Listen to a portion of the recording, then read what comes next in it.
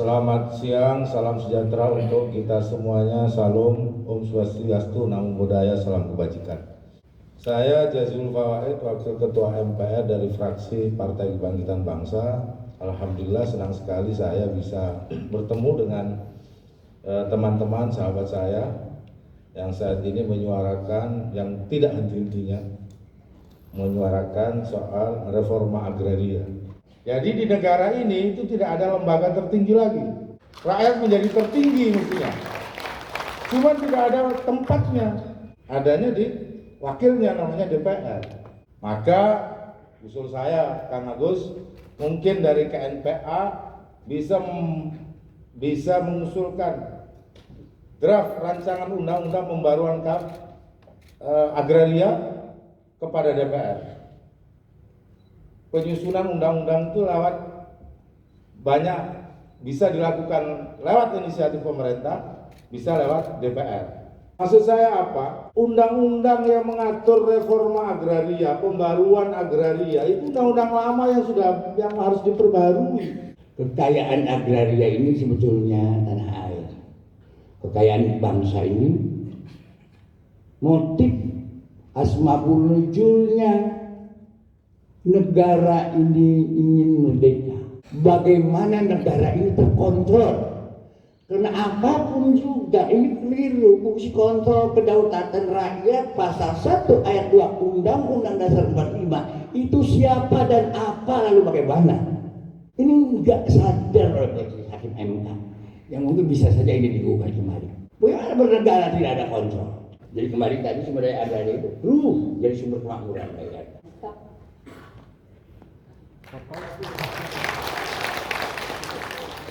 Sebelumnya di mana 1% golongan pengusaha atau segelintir orang Pak menguasai 68% tanah. Rakyat kita ini hanya 32% saja itu tersebar untuk seluruh mayoritas. Artinya 99% rakyat menguasai yang 32-nya. Nah, tentu ini ketimpangan agraria yang sangat tajam. Itulah kenapa para pemikir bangsa sejak awal berpikir memang harus dilakukan restrukturisasi penguasaan tanah. Dampaknya sekarang kita rasakan oleh teman-teman petani yang ada di hadapan Bapak ini adalah bagian dari korban dualisme pertanahan di Indonesia, di mana kampung, desa, tanah pertanian, sawah, ladang itu diklaim sebagai tanah negara ataupun diklaim sebagai kawasan hutan. Padahal sudah desa definitif, sudah kampung, ada masjid, ada sekolah, ada pemerintahan desa bahkan, tapi masih statusnya tidak diakui haknya. Kami mencatat 17 tahun terakhir KPA mencatat konflik agraria itu mencapai 4.009 konflik agraria seluas 11,4 juta hektar, berdampak pada 2,4 juta keluarga. Nah sayangnya memang penyelesaian konflik agraria ini seringkali diikuti oleh kekerasan juga, karena tadi ada pelibatan aparat keamanan, kepolisian, TNI, preman yang berhadapan-hadapan vis-a-vis dengan masyarakat di desa-desa, sehingga di data KPA saja kami mencatat dalam kurun waktu, saya lupa ini tahun berapa ya, ini mungkin 7 tahun terakhir, itu ada 2.964 petani, masyarakat adat dan aktivis yang dikriminalisasi. Bisa dikriminalisasi dengan menggunakan undang-undang KUHP, undang-undang perkebunan, undang-undang P3H kalau di kawasan hutan. Ada sisi lain selain ketimpangan dan konflik agraria, tentu ada kemiskinan struktural karena ketiadaan akses hak bagi masyarakat mendapatkan hak atas tanah secara penuh. Tentu ada kemiskinan struktural yang dialami tidak hanya di pedesaan tapi juga di perkotaan. Ironis sekali, di tengah petani kita gurem, kecil-kecil lahannya, bahkan tunawisma, tidak punya tanah dan mengalami kemiskinan karena tanah-tanahnya tidak terlalu produktif karena skala ekonominya juga tidak menunjang, tapi ada satu konsesi bisa menguasai ratusan ribu hektar, belasan ribu bahkan jutaan dalam satu holding company di Indonesia. Nah di sisi lain Pak, Di sektor kehutanan ada 3,3 juta hektar sawit ilegal dalam kawasan hutan. Itu dirilis oleh Kementerian Lingkungan Hidup dan Kehutanan sendiri tahun 2022.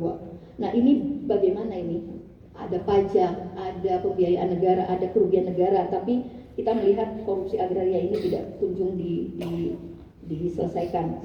Nah kemudian kami juga mengkritisi, jadi KPA bersama teman-teman buruh, di sini ada KASBI dan Serikat Petani, ini termasuk yang kami sangat mengkritisi, bahkan menolak Undang-Undang Cipta Kerja. Ini menjadi penting karena dampaknya kita rasakan, Bapak Pimpinan, misalnya sekarang sudah ada badan-badan yang dibentuk turunan dari Undang-Undang Cipta Kerja, Bank Tanah, Badan Koordinasi Penanaman Modal, Dewan Nasional Kawasan Ekonomi Khusus, Komite Percepatan Penyediaan Infrastruktur, Lembaga Pengelola Investasi, kemudian juga menerbitkan kebijakan yang memanjakan pengusaha seperti Proyek Strategis Nasional, Food Estate, Kawasan Hutan dengan Pengelolaan Khusus, Forest Amnesty, Pengampunan Deforestasi dan Perhutanan Sosial. Jadi ada banyak turunan-turunan kebijakan dan badan-badan baru yang diciptakan. Jadi ini sangat ironis karena kita ingat sekali di masa awal reformasi, gerakan reforma agraria menuntut dibentuk lembaga khusus penyelesaian konflik agraria, PEMUKA, dan Badan Otorita Reforma Agraria, tapi pada waktu itu ditolak, dianggap ini membuat kabinet menjadi bengkak dan APBN akan bengkak. Tetapi sekarang kita lihat badan-badan baru banyak dibentuk lewat UUCK. Di sisi lain ada Bank Tanah, Pak. Ini kami lihat Bank Tanah ini adalah operator bisnis para pengusaha kakap yang membutuhkan tanah, sekarang tinggal pergi ke Bank Tanah, tapi juga lucunya reforma agraria juga ditempatkan menjadi tujuan Bank Tanah, disuruh antri bareng-bareng dengan investor dan pengusaha di dalam sistem pengadaan tanah.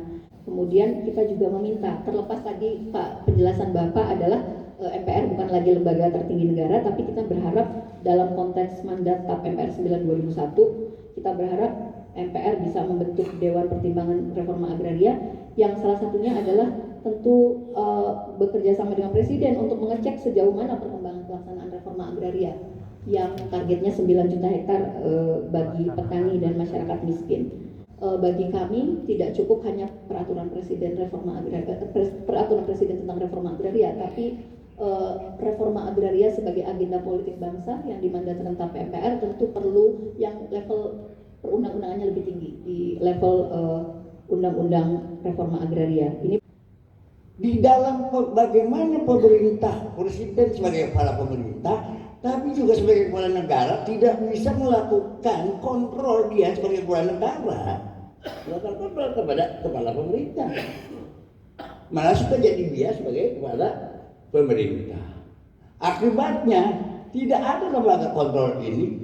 Bayangkan satu institusi negara pemerintah, jadi tidak hanya politik yang harusnya diawasi MPR, tapi keselamatan keberlanjutan bangsa karena kekayaan sebagai modal bangsa. Karena sumber agraria ini sumber produktif, bukan sembako dibagi lalu hilang. Tanah itu bisa berkembang apabila kreatif. Tanah memiliki rasa cinta, tanah memiliki ekspresi, tanah lapangan kerja, tanah pensiunan masa depan, tanah jaminan. Bagaimana negara cita-citanya menciptakan tenaga kerja, sedangkan tenaga kerja adalah akibat dari kegagalan dan korupsi agraria. Kita semakin sulit berhadapan ketika berbagai macam regulasi dilahirkan eksekutif dan legislatif justru semakin menggerus dari mandat dari konstitusi negara gitu ya. Tadi Pak Jasuli menyampaikan bahwa seharusnya pelaksana dari negara ini melindungi seluruh tumpah darah Indonesia. Saya senang mendengar itu, tapi kita akan melihat bagaimana praktek-praktek dalam kehidupan yang dialami oleh kawan-kawan buruh masyarakat sekarang. Yang kedua, dalam peringatan Hari Tani, kenapa kami terlibat dalam perjuangan-perjuangan kaum tani, tentu tidak terlepas persoalan yang dihadapi oleh kaum tani adalah persoalan yang sama dihadapi oleh kaum buruh, pemuda, pelajar, mahasiswa, yang hari ini adalah kita semakin menjauhkan apa yang menjadi mandat dari konstitusi negara.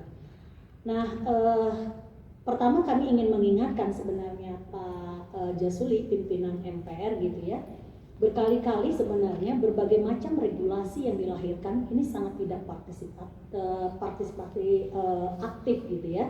Yang ada adalah ketika berbagai macam regulasi yang dilahirkan baik diinisiasi oleh DPR maupun diinisiasi oleh pemerintah, seringkali secara diam-diam, seringkali tidak membuat keterbukaan terhadap kepentingan publik. Nah, sehingga ketika regulasi atau kebijakan-kebijakan yang dilahirkan yang kemudian akhirnya menimbulkan masalah besar. Apa yang menjadi mandat konstitusi untuk bagaimana menjamin kesejahteraan, penghidupan yang layak gitu ya. Kita bisa lihat hari ini mayoritas petani tidak punya tanah. Kenapa? Karena berbagai macam kebijakan ekonomi pemerintah hari ini lebih mengedepankan kepentingan kaum modal atau kepentingan investasi. Sehingga perampasan ruang tanah sumber kehidupan masyarakat di berbagai macam di desa-desa bahkan di perkotaan ini semakin masif terjadi gitu ya gitu atas nama persoalan pembangunan ekonomi gitu, tapi mengabaikan aspek kemanusiaan, aspek keadilan, aspek perlindungan terhadap rakyatnya. Itu yang kemudian kita rasakan. Nah, apalagi misalkan kita bisa lihat kalau tadi sudah dijelaskan bagaimana perampasan sumber ekonomi masyarakat yang hari ini di berbagai macam pedesaan. Tanah-tanah yang kemudian diberikan kepada kepentingan pemodal yang kemudian akhirnya menjadi buruh perkebunan, buruh tani gitu ya. Kemudian tidak mampu menyekolahkan anak-anak mereka, kemudian pergi bermigrasi ke kota-kota industri menjadi buruh. Dan anggota kami mayoritas adalah orang tuanya, para petani di desa-desa, di kampung-kampung yang karena memang sumber kehidupannya semakin tergerus oleh berbagai macam regulasi. Apalagi kalau kita lihat hari ini perjuangan yang dilakukan oleh masyarakat di berbagai macam kota dan daerah gitu ya gitu. Justru yang dihadapkan ketika masyarakat melakukan penolakan, represivitas, berhadapan dengan aparat itu cukup tinggi sehingga kriminalisasi, pemenjaraan terhadap masyarakat ini cukup tinggi sekarang. Misalkan kami ini melakukan pendampingan terhadap masyarakat adat di Kalimantan Timur, di Berau gitu ya, KNPA terlibat melakukan pendampingan advokasi bersama Kasbi. Bagaimana mereka mempertahankan tanah adat mereka yang memperjuangkan dan kemudian mereka memanen di tanah mereka sendiri sampai hari ini di penjara. Ini ironis di negara kita, negara yang katanya tadi Pak Jasuli menyampaikan hari ini perebutan para pemodal di udara. Ya iya, karena tanah mayoritas hari ini lebih besar dikuasai oleh para pemodal kan itu. Masyarakat hanya paling yang kawan Dewi bilang tadi petani burem paling 500 meter gitu ya, setengah hektar, dan itu pun sangat sulit untuk bagaimana bicara tentang persoalan peningkatan kesehatan, pendidikan, keselamatan rakyat. Ini yang sangat miris kita lihat realita hari ini. Belum lagi dengan berbagai macam kebijakan yang hari ini, kenaikan BBM, tidak hanya para petani, tapi para buruh yang hari ini upahnya ditekan semakin rendah dengan ada Omnibus Law Undang-Undang Cipta Kerja, liberalisasi, tidak ada jaminan kepastian kerja, tidak ada pendapatan yang layak karena PP turunan Undang-Undang Cipta Kerja PP 36 tentang bahwa upah buruh itu berdasarkan inflasi. Padahal mandat dari konstitusi itu adalah bagaimana penghidupan yang layak, berkemanusiaan. Ini semakin jauh yang kita rasakan. Terus kemudian kita bicara tentang persoalan selain tadi Undang-Undang Omnibus Law, Undang-Undang Cipta Kerja yang sejak dari awal kita mengingatkan DPR, pemerintah gitu ya, tetap saja tidak bergeming mendengarkan aspirasi rakyat. Kita nggak tahu kalau pemerintah seperti ini terus rakyat semakin tidak baik-baik saja. Ini kita dalam tanda tanya besar. Jangan-jangan kita dalam bahaya semua. Kenapa? Dalam bahaya penjajahan bangsa dan rakyat Indonesia. Ini yang lebih mengkhawatirkan. Jadi kami pertama kami menyampaikan melengkap selain bagaimana reforma agraria untuk sumber-sumber kehidupan rakyat ini dipastikan dan juga harus menjamin sumber-sumber kehidupan rakyat yang lain. Ini adalah tugas dari penyelenggara negara. Ini kami mengingatkan Pak sebagai pimpinan MPR gitu ya. Kami berkali-kali kenapa hari ini harus turun ke jalan, pasti ada persoalan yang semakin tidak baik-baik saja yang dihadapi baik kaum tani, pemuda, mahasiswa, pelajar, bahkan kami sebagai buruh gitu. Nah, ini yang kemudian kami perlu mendengar dan kemudian seperti apa keserusan dari majelis pimpinan MPR gitu ya, di mana masukan-masukan ini sudah cukup banyak gitu ya, sehingga butuh keserusan, butuh keberanian.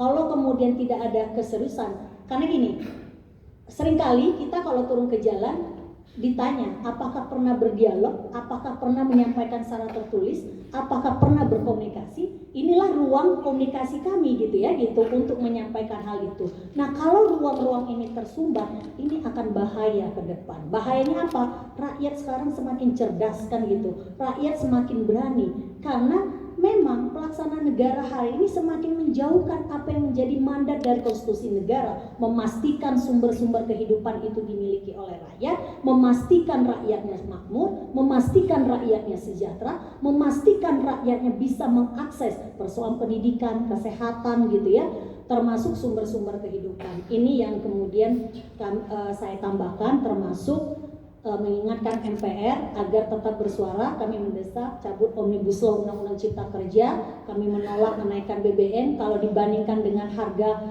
di luar negeri, seharusnya dibandingkan juga bagaimana pendapatan rakyat di Indonesia.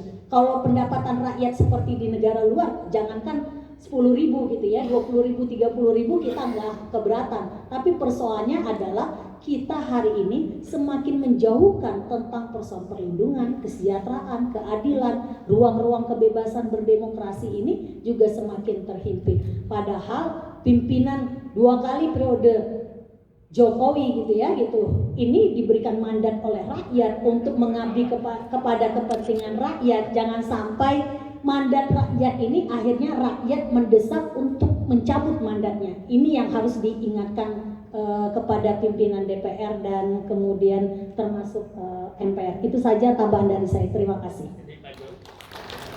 Saya mendengar tadi memang sekarang berputar di antara orang-orang kaya, bukan hanya soal agraria, termasuk politik. Termasuk politik. Justru itu kemudian rakyat dibeli oleh orang-orang kaya hari ini. Nah, ini juga miris kalau ternyata politik itu hanya bagian dari cara transaksi, Pak, Bu Nining. Saya ini anggota DPR. Saya berhadapan juga dengan teman-teman. Semakin rakyat itu miskin, maka semakin tidak independen ketika menentukan pilihan politiknya. Makanya reforma agraria ini penting bagi saya, bagi kita semua, karena di situ kalau reforma agraria berjalan, keadilan berjalan, maka kesejahteraan juga akan berjalan. Ketika kesejahteraan berjalan, maka politik tidak bisa didikte oleh satu golongan yang kuat. Nah, dari yang disampaikan tadi, dari ada 9 poin, tentu kami akan bekerja dengan mandat sesuai konstitusi, Mbak Dewi. Seandainya MPR boleh membuat Dewan Pengawas sesuai mandatnya, tentu kami akan mengusulkan. Tetapi bahwa salah satu fungsi tugas DPR adalah mengubah undang-undang. Nah, kemarin sempat dilontarkan untuk mengembalikan fungsi munculnya yang disebut dengan pokok-pokok haluan negara. Tetapi kemudian kandas. Draftnya kita sudah bikin agar pembangunan berkelanjutan. Kalau perlu di situ dimasukkan juga soal reforma agraria. Nah, ini menjadi penting karena negara ini sekarang, ya tentu semuanya diatur oleh konstitusi. Tapi yang membuat konstitusi itu para politisi, maka negara ini diatur oleh yang menang, itu aja sebenarnya. Jadi sekali lagi saya terima kasih Mbak Dewi, Bu Nining, Pak Gustiana. Saya baik selaku Wakil Ketua MPR maupun anggota fraksi PKB akan siap bersama-sama dengan KNPR.